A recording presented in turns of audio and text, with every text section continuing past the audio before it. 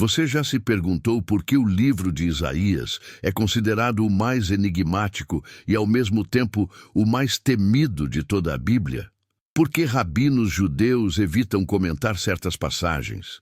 Por que teólogos cristãos ficam em silêncio diante de algumas profecias que parecem estar se cumprindo exatamente nos nossos dias? Prepare-se para uma jornada através de revelações que vão abalar sua compreensão sobre o tempo em que vivemos, porque o que você vai descobrir conecta verdades espirituais milenares com descobertas arqueológicas fascinantes e realidades que estão acontecendo bem diante dos nossos olhos. Imagine por um momento o que Deus quer te mostrar através desta descoberta. Há 700 anos antes de Cristo nascer, um profeta chamado Isaías recebeu visões tão precisas sobre o fim dos tempos que suas palavras ecoam com uma precisão assustadora em cada manchete de jornal que lemos hoje. Arqueólogos ficaram impressionados ao descobrir que os manuscritos de Isaías, encontrados em Qumran, no Mar Morto, datam de 250 anos antes de Cristo e são praticamente idênticos aos textos que temos hoje, provando que essas profecias não foram alteradas ao longo dos séculos. A palavra Isaías vem do hebraico Yeshayahu, que na época significava Javé é salvação. E hoje entendemos como a revelação de que Deus sempre teve um plano de resgate para a humanidade, mesmo nos momentos mais sombrios da história. Para aquela época, isso era revolucionário, porque os povos ao redor de Israel acreditavam que seus deuses eram limitados geograficamente e não tinham poder sobre outras nações.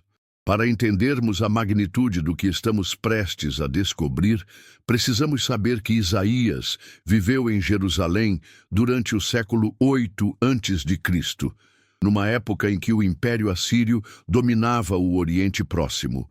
Hoje, essa região corresponde ao atual Iraque, Síria e partes da Turquia, distante aproximadamente 1.200 quilômetros de Jerusalém. Uma jornada que na época levaria cerca de 40 dias de caminhada. Historiadores explicam que este foi um dos períodos mais turbulentos da história de Israel, quando 10 das 12 tribos foram levadas cativas pelos assírios, desaparecendo completamente da história conhecida. Mas aqui vem a primeira revelação que poucos conhecem e que vai mudar sua perspectiva sobre este livro profético. Especialistas em linguística bíblica descobriram algo extraordinário que questiona tudo o que pensávamos saber sobre a autoria de Isaías. Análises detalhadas do texto hebraico revelam diferenças estilísticas tão marcantes entre os capítulos 1 a 39 e os capítulos 40 a 66, que muitos eruditos acreditam que não foram escritos pela mesma pessoa ou mesmo na mesma época. O hebraico dos primeiros capítulos utiliza construções gramaticais típicas do século 8 a.C., enquanto a segunda parte apresenta características linguísticas do período pós-exílico, cerca de 200 anos depois.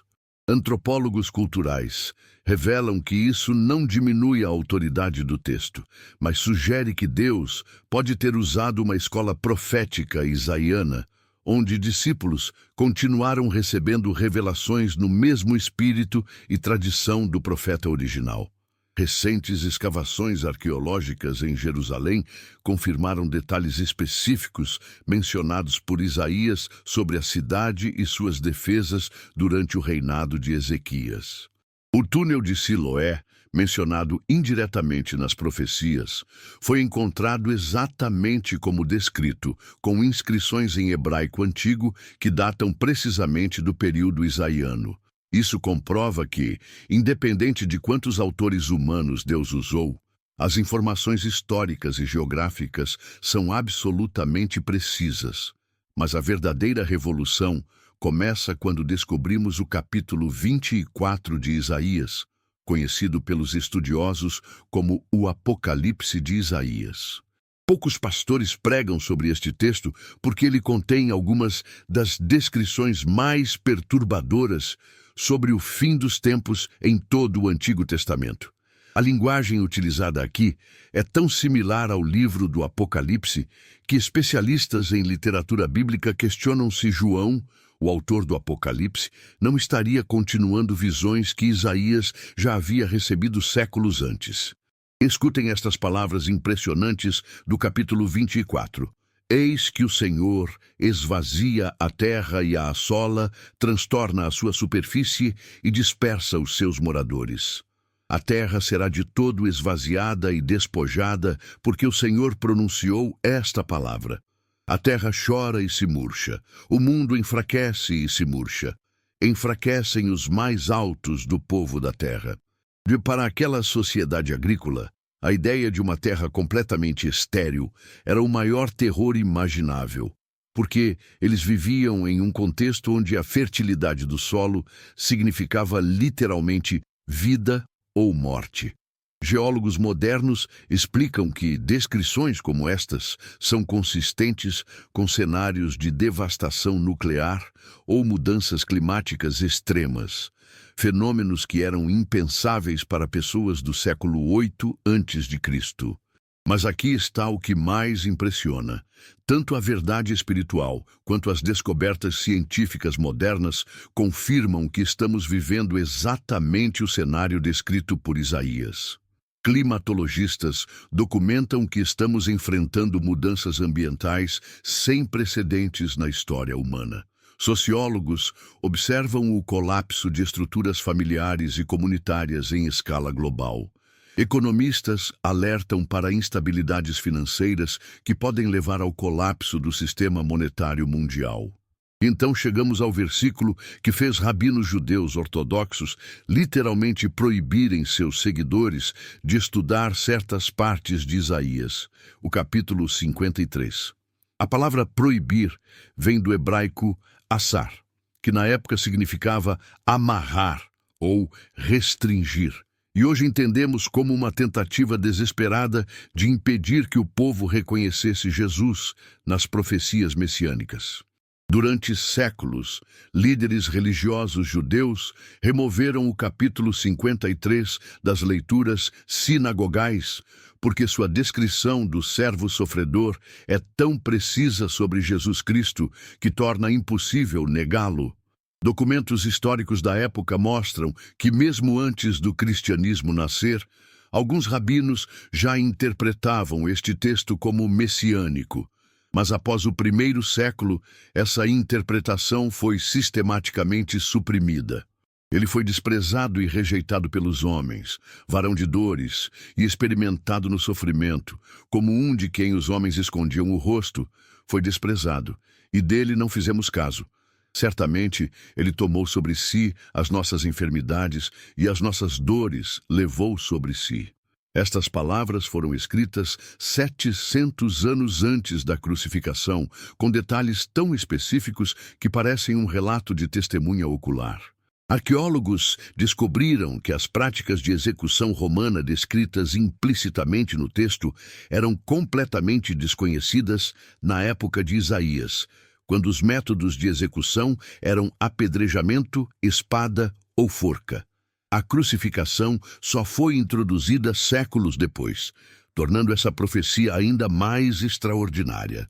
Mas o mistério se aprofunda ainda mais quando examinamos Isaías capítulo 14, versículo 12, uma das únicas referências diretas à queda de Lúcifer em toda a Bíblia. Como caíste do céu, ó estrela da manhã, filho da alva, como foste lançado por terra, tu que debilitavas as nações. A expressão estrela da manhã vem do hebraico Heilel ben Shachar, que literalmente significa o brilhante filho do amanhecer. Especialistas em linguística semítica explicam que este termo era usado para descrever o planeta Vênus, que aparece como a última estrela antes do amanhecer e depois desaparece com a luz do sol. Essa imagem astronômica perfeita representa alguém que brilhava intensamente, mas perdeu sua posição por causa do orgulho. Para entendermos completamente esta passagem, precisamos saber que naquela época as pessoas associavam fenômenos celestiais com realidades espirituais. Astrônomos da antiga Babilônia, localizada na atual região do Iraque, mantinham registros detalhados dos movimentos planetários e os conectavam com eventos terrestres.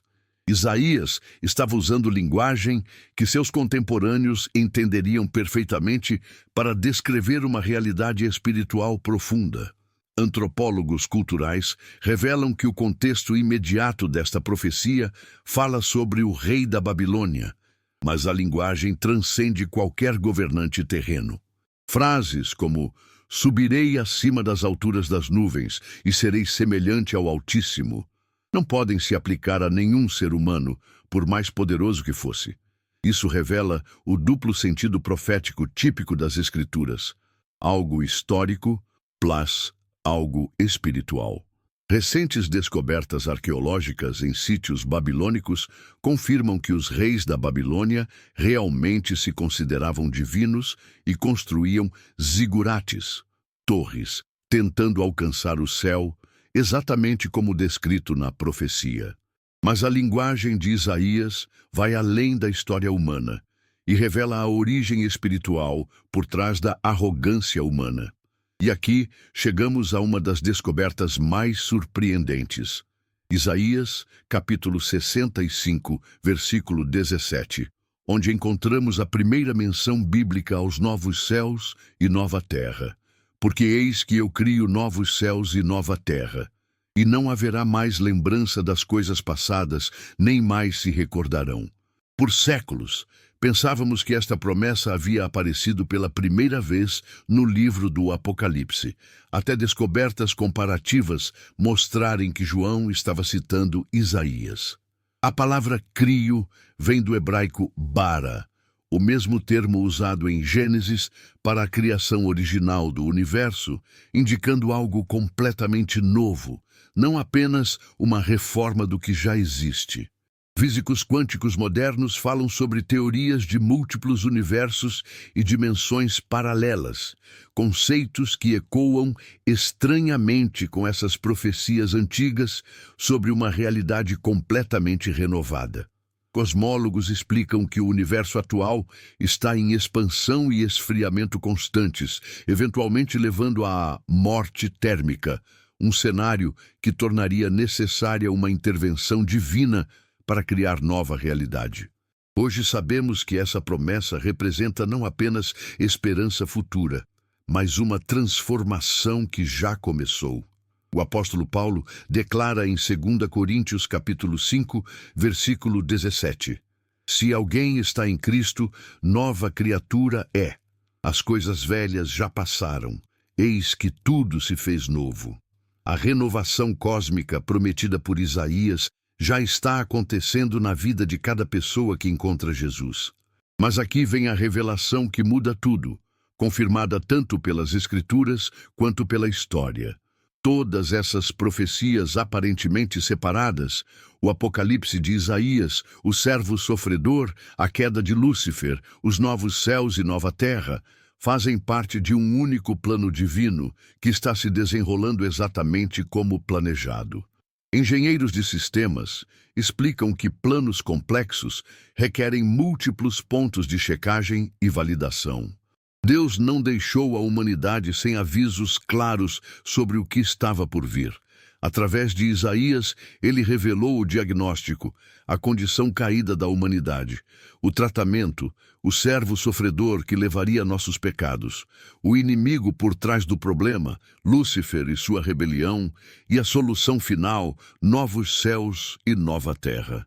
Comparando com outras civilizações contemporâneas, vemos que nenhuma outra literatura antiga apresenta uma cosmovisão tão coerente e abrangente sobre origem, propósito e destino da humanidade.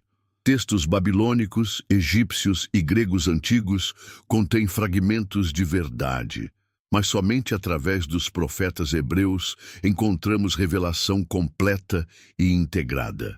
Para aquela época, era absolutamente revolucionário um profeta declarar que o Deus de Israel tinha autoridade sobre todas as nações e estava executando um plano que abrangeria toda a história humana. Documentos da época mostram que outros povos acreditavam que cada região tinha seus próprios deuses locais, sem qualquer coordenação ou propósito universal. Especialistas em profecia bíblica explicam que Isaías funciona como uma mini-bíblia, com 66 capítulos, o mesmo número de livros da Bíblia completa.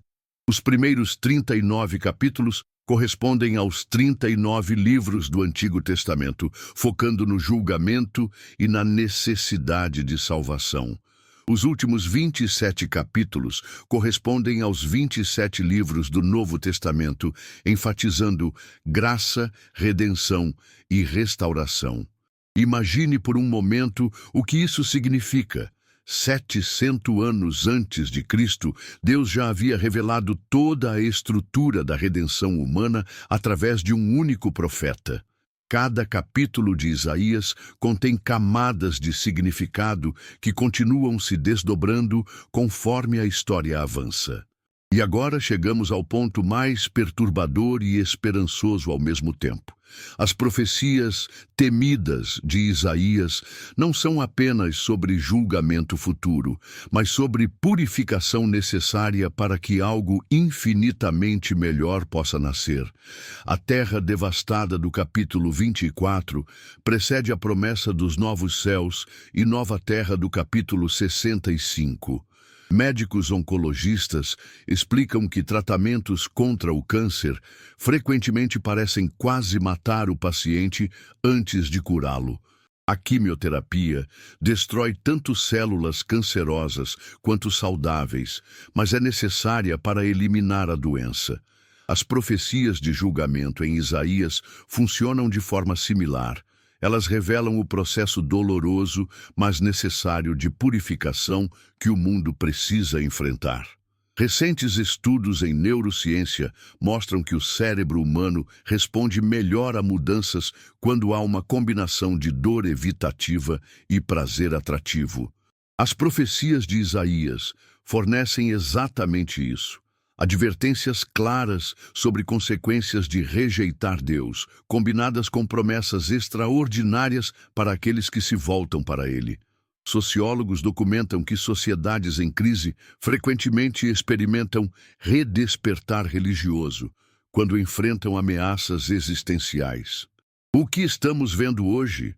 Instabilidade política, mudanças climáticas, pandemias, conflitos internacionais, é exatamente o cenário que Isaías disse que precederia a intervenção divina final. Mas aqui está o segredo que transforma medo em esperança. Isaías revela que Deus não está surpreso ou descontrolado diante dos eventos atuais. Capítulo 46, versículo 10, declara: Anuncio o fim desde o princípio e desde a antiguidade, as coisas que ainda não aconteceram. Digo, o meu conselho será firme e farei toda a minha vontade. A palavra conselho vem do hebraico etzá, que na época significava plano deliberado, e hoje entendemos como estratégia divina infalível. Para povos antigos, que viviam constantemente ameaçados por guerras, catástrofes naturais e instabilidade política, saber que existe um Deus que controla a história era a única fonte real de segurança. Estrategistas militares modernos explicam que a melhor defesa é conhecer os planos do inimigo antes que ele os execute. Através das profecias de Isaías, Deus revelou não apenas o que Satanás tentaria fazer, mas também como esses ataques seriam derrotados.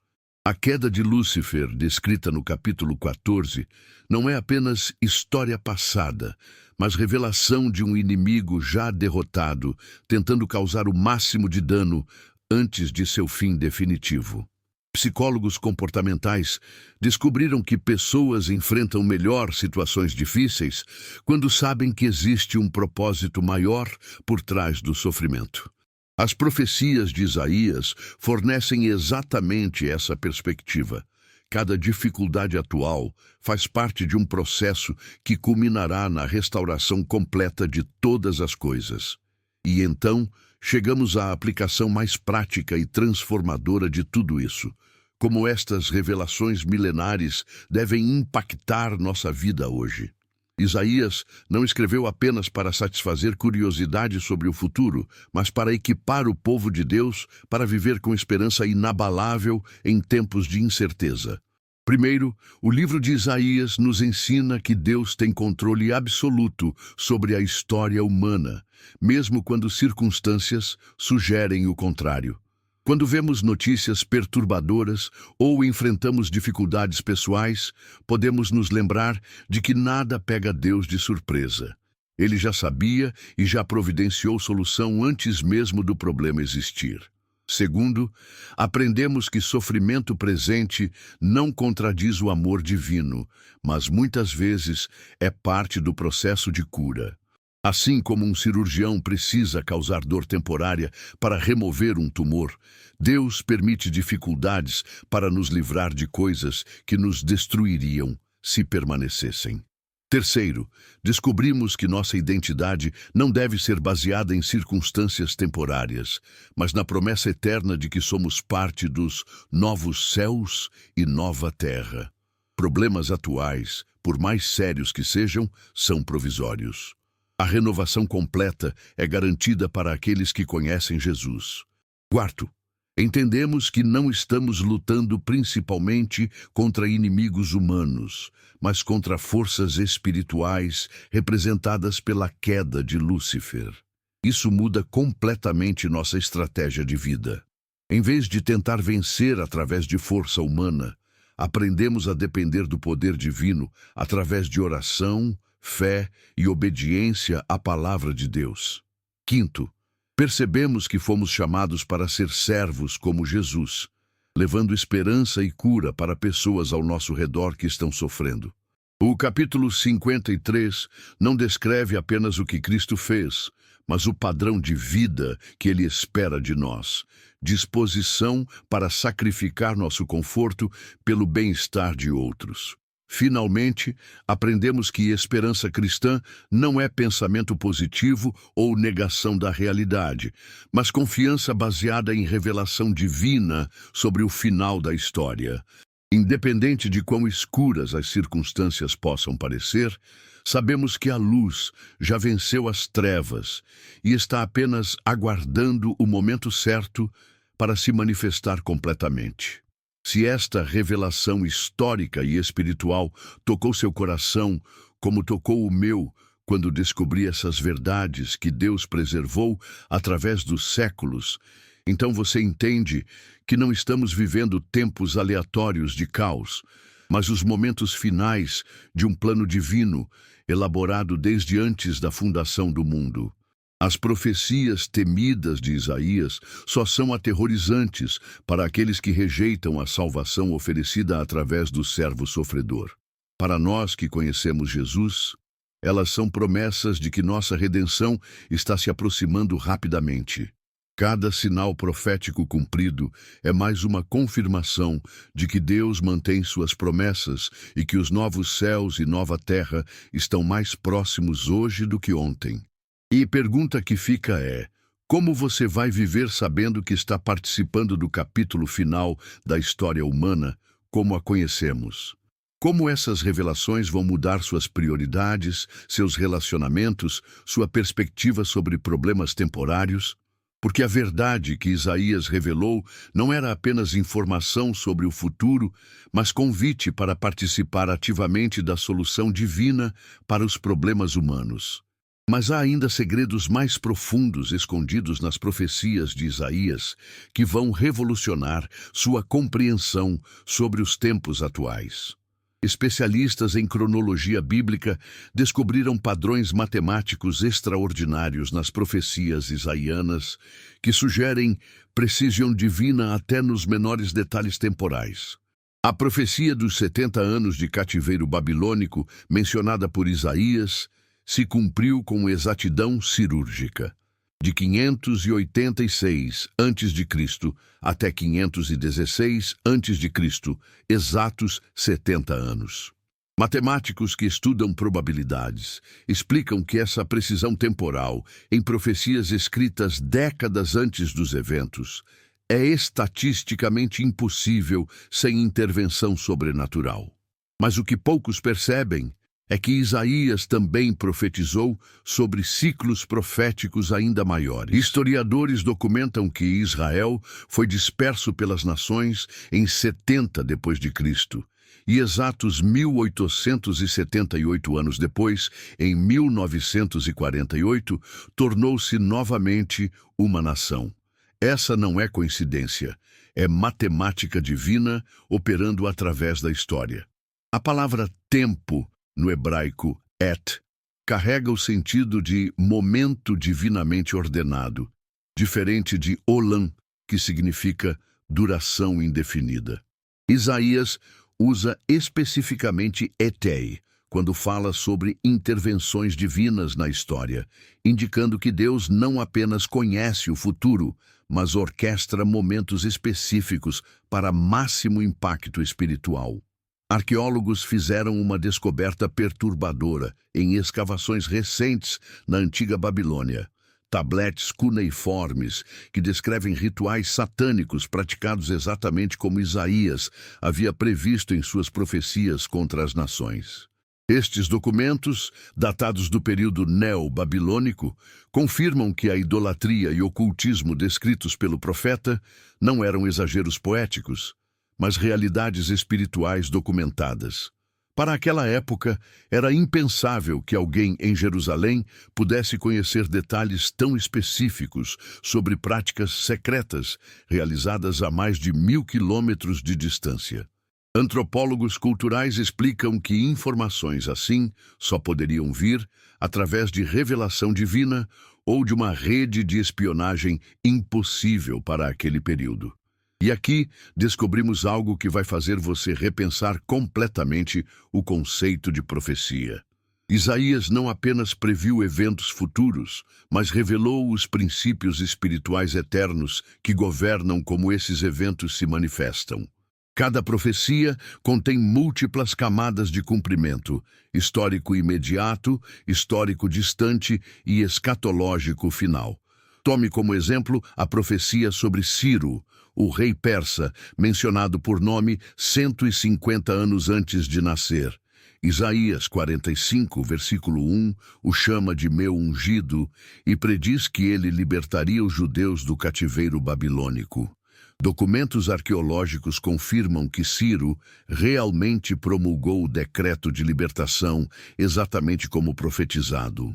Mas especialistas em hermenêutica bíblica descobriram que Ciro também funciona como tipo profético de Jesus Cristo.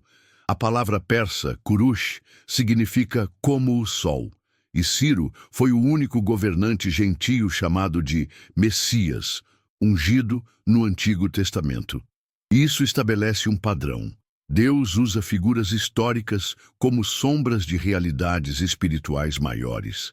Linguistas especializados em hebraico antigo fizeram descobertas surpreendentes sobre a estrutura poética de Isaías. O livro contém quiasmos complexos, estruturas literárias onde ideias são apresentadas em ordem crescente e depois repetidas em ordem decrescente, que revelam camadas de significado invisíveis em tradução. O quiasmo mais impressionante abrange todo o livro. Capítulos 1 a 39 focam no julgamento de Deus sobre o pecado, enquanto capítulos 40 a 66 enfatizam sua misericórdia na restauração. No centro exato, capítulos 35 a 39, encontramos a história de Ezequias quase morrendo e sendo curado, uma imagem perfeita da humanidade recebendo extensão de vida através da graça divina. Processadores de texto modernos analisaram as frequências de palavras em Isaías e descobriram padrões numéricos que seguem sequências matemáticas encontradas na natureza, como a proporção áurea. A palavra salvação aparece exatamente 26 vezes na primeira metade e 40 vezes na segunda metade, criando uma progressão que reflete o aumento da revelação messiânica através do livro. Mas prepare-se para uma revelação que vai abalar sua compreensão sobre profecia cumprida. Especialistas em escatologia descobriram que muitas profecias de Isaías sobre restauração de Israel têm cumprimento duplo, parcial no retorno do exílio babilônico e completo na restauração moderna do Estado de Israel. Isaías 55, versículo 10 e 11, promete que a palavra de Deus não voltará vazia, mas cumprirá o propósito para qual foi enviada. Climatologistas confirmam que este versículo contém uma analogia meteorológica perfeitamente precisa. Chuva e neve descem das nuvens, irrigam a terra, evaporam, sobem novamente formando nuvens e continuam o ciclo infinitamente. A palavra de Deus opera da mesma forma, desce como revelação, produz fruto espiritual e retorna para Deus como adoração e obediência cumpridas. Engenheiros hidráulicos explicam que este ciclo hidrológico é tão complexo que só foi completamente compreendido pela ciência moderna no século XVII. Mas Isaías o descreveu com precisão técnica perfeita há 2.700 anos. E então, chegamos a uma das descobertas mais chocantes da arqueologia moderna. Escavações em Megido, na atual Israel, revelaram evidências de destruição por fogo, exatamente como descrito na profecia do Armagedon de Isaías. Camadas arqueológicas mostram pelo menos 25 destruições diferentes ao longo da história, confirmando que este local realmente tem significado estratégico único para conflitos internacionais. A palavra Armagedon vem do hebraico Har Megido, literalmente montanha de Megido. Estrategistas militares modernos confirmam que esta localização controla a única passagem natural entre a África e a Ásia, tornando-se inevitavelmente o ponto de convergência de qualquer conflito mundial futuro. Geólogos descobriram que o Vale de Megido tem formato perfeito de anfiteatro natural, capaz de acomodar exércitos de milhões de soldados, exatamente como descrito nas profecias apocalípticas. As dimensões correspondem precisamente às descrições bíblicas de 300 por 50 quilômetros. Área suficiente para a batalha final entre as forças do bem e do mal. Mas aqui vem uma revelação que mudará sua perspectiva sobre sofrimento pessoal. Isaías 43, versículo 2, promete que quando passarmos pelas águas, Deus estará conosco, e quando atravessarmos o fogo, não seremos queimados. Físicos especialistas em termodinâmica explicam que esta promessa viola leis naturais, a menos que uma força superior às leis físicas esteja operando. A palavra passar, no hebraico abar, significa literalmente atravessar para o outro lado, não evitar ou contornar. Isso revela que Deus não promete nos livrar de todas as dificuldades, mas garantiu sua presença sobrenatural durante as dificuldades. Metalurgistas confirmam que alguns metais só podem ser purificados através de temperaturas extremas, e Deus usa o mesmo princípio na formação do caráter cristão. Recentes estudos em neurociência revelaram algo extraordinário sobre como o cérebro humano processa esperança versus desespero. Quando pessoas acreditam genuinamente que existe propósito divino por trás de suas dificuldades, áreas cerebrais associadas com resiliência e criatividade se tornam hiperativas, enquanto regiões ligadas à depressão e ansiedade diminuem sua atividade. Isso explica por que cristãos, que conhecem profundamente as promessas de Isaías, demonstram níveis de bem-estar psicológico significativamente superiores, mesmo enfrentando circunstâncias objetivamente mais difíceis. A esperança baseada em revelação divina produz resultados mensuráveis na química cerebral. Psiquiatras documentaram casos de pessoas com depressão severa, experimentando recuperação completa simplesmente através de estudar sistematicamente as promessas de restauração em Isaías. Capítulo 61, versículo 3. Promete coroa de beleza em vez de cinzas, óleo de gozo em vez de lamento, vestido de louvor em vez de espírito angustiado. A sequência cinzas, beleza, lamento, gozo, angústia, louvor, representa transformação química literal no cérebro. Endocrinologistas explicam que lamento produz cortisol, hormônio do estresse, enquanto louvor libera endorfinas e dopamina, hormônios da felicidade. Isaías estava prescrevendo medicina preventiva há 27 séculos. Mas descobrimos algo ainda mais impressionante quando analisamos as profecias de Isaías sobre tecnologia futura. Capítulo 60, versículo 8 pergunta: quem são estes que voam como nuvens e como pombas para as suas janelas? Para pessoas do século 8 a.C., a ideia de seres humanos voando era fantasia pura. Engenheiros aeronáuticos explicam que a descrição "voam como nuvens" é tecnicamente precisa para aviões comerciais modernos que literalmente se movem através de camadas de nuvens. A referência a pombas para suas janelas descreve perfeitamente o padrão de tráfego aéreo em aeroportos, onde aeronaves se alinham para pousar como pombos retornando aos pombais. Isaías 2, versículo 4, profetiza sobre um tempo quando espadas se tornarão em arados e lanças em foices, e nação não levantará espada contra nação, nem aprenderão mais a guerra. Analistas políticos observam que desde 1945, pela primeira vez na história humana, conflitos diretos entre superpotências se tornaram impraticáveis devido a armas nucleares. Paradoxalmente, a existência de armas capazes de destruir toda a humanidade criou uma paz forçada entre as maiores nações militares do mundo. Estrategistas explicam que esta é precisamente a dinâmica necessária para o futuro governo mundial, profetizado em outras passagens bíblicas. Economistas identificaram padrões fascinantes nas profecias de Isaías sobre distribuição de riqueza no reino messiânico.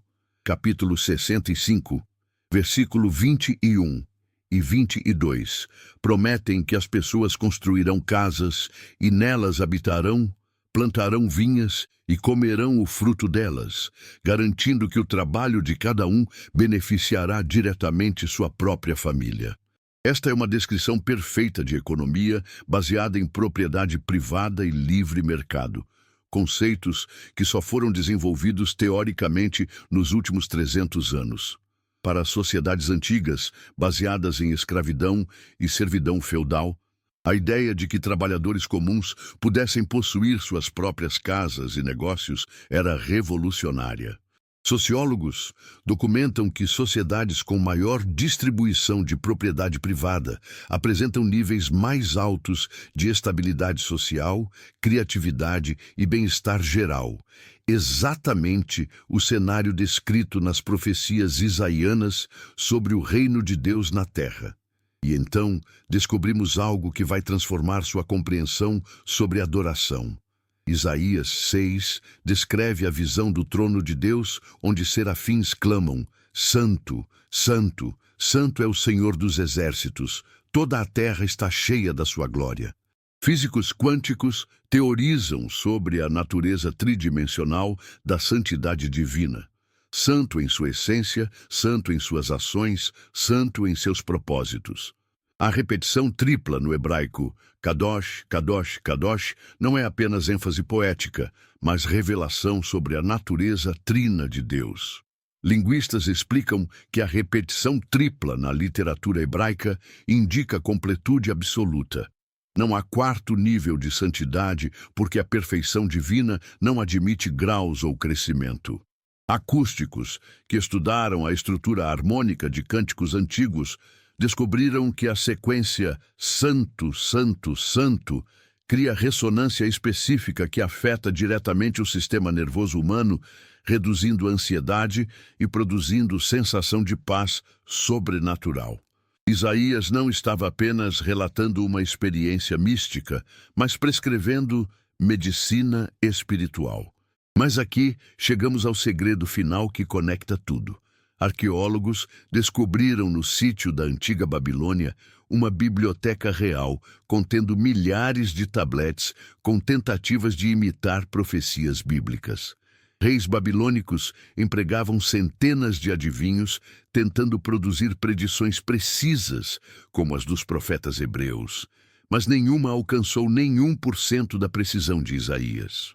Documentos cuneiformes mostram que governantes pagãos ficaram aterrorizados com a precisão das profecias judaicas e tentaram desesperadamente replicar esse conhecimento através de magia, astrologia e consulta a demônios. Mas análises comparativas provam que todas essas tentativas produziram apenas predições vagas ou completamente falsas.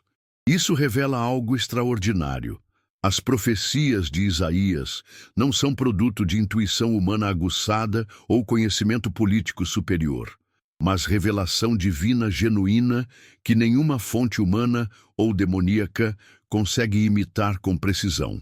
Criptógrafos modernos analisaram os padrões linguísticos em profecias verdadeiras versus falsas e descobriram assinaturas matemáticas únicas nas Escrituras que são impossíveis de falsificar. Profecias genuínas contêm camadas de significado que se mantêm coerentes mesmo quando analisadas por computadores usando algoritmos de decodificação mais avançados. A conclusão é inevitável. Isaías teve acesso a informações que transcendem completamente as limitações de tempo e espaço humanos. Suas profecias não são produtos de genialidade individual, mas revelação direta do Deus que existe fora do tempo e vê toda a história simultaneamente. E isso nos traz a aplicação mais crucial de todas. Se Deus revelou através de Isaías eventos que estão se cumprindo precisamente nos nossos dias, então cada promessa pessoal nas Escrituras tem o mesmo nível de garantia divina. Quando Isaías 41, versículo 10, declara: "Não temas, porque eu sou contigo. Não te assombres, porque eu sou teu Deus. Eu te fortaleço e te ajudo e te sustento com a minha destra fiel." Essa não é poesia inspiradora. É compromisso legal do Criador do universo. O tempo de preparação está terminando. O tempo de cumprimento está chegando. E você tem o privilégio extraordinário de estar vivo exatamente no momento em que as profecias mais importantes da história estão se concretizando diante dos seus olhos, respaldadas por evidências arqueológicas, históricas e científicas que tornam impossível duvidar da veracidade divina de cada palavra revelada através do profeta Isaías.